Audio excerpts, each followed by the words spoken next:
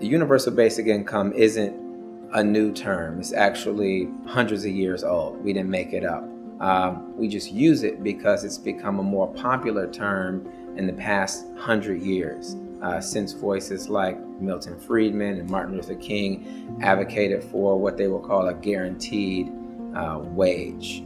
But the 21st century, the modern version of a universal basic income is quite different from what they were advocating for. This is not welfare. It's also not a tax. The most modern version of a universal basic income is what we would call a dividend.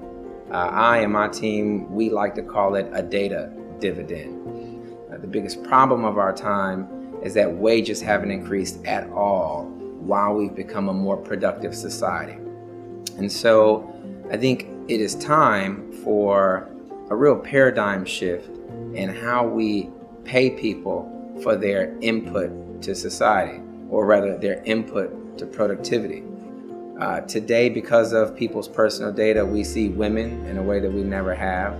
We see Black and brown people in ways that we never have. We see queer people in ways that we never have. We see people with certain abilities or lack thereof in ways that we never have.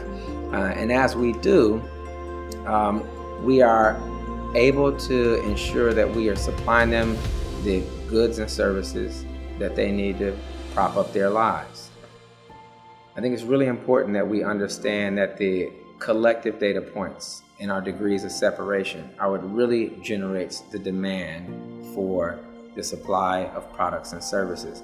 And as that is a fact, we can now make an argument, because people do own their data, that they are entitled to a dividend based on the productivity that comes from their demand.